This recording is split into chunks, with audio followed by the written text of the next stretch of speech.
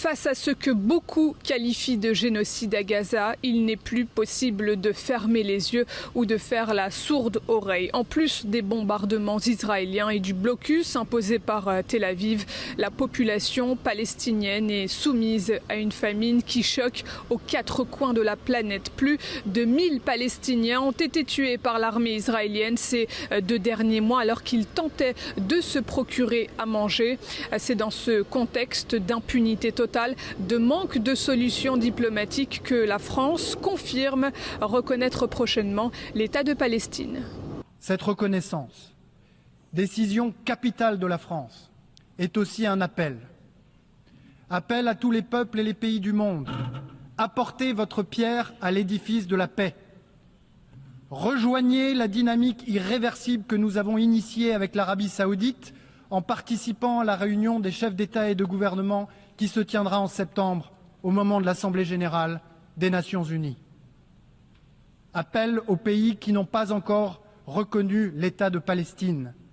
C'est aujourd'hui que votre décision aura le plus d'impact sur le cours des choses.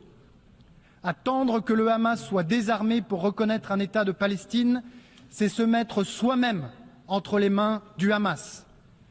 Yitzhak Rabin l'avait compris, qui combattait le terrorisme comme s'il n'y avait pas de processus de paix et qui poursuivait le processus de paix comme s'il n'y avait pas de terrorisme.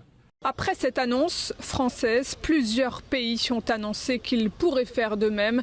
C'est le cas par exemple du Canada et du Royaume-Uni.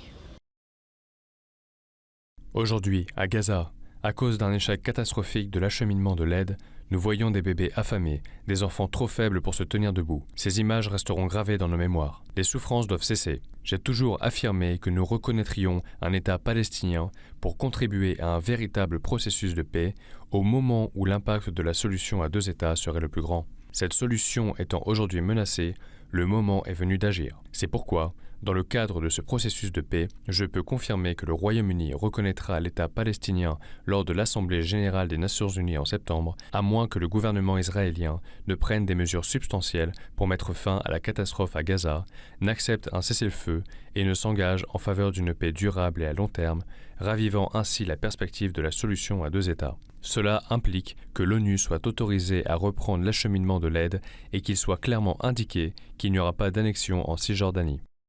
Un changement de ton de la part des alliés occidentaux qui avaient, c'est le cas de la France par exemple, accordé un soutien inconditionnel à Israël après les attaques du 7 octobre 2023. Mais pourquoi maintenant?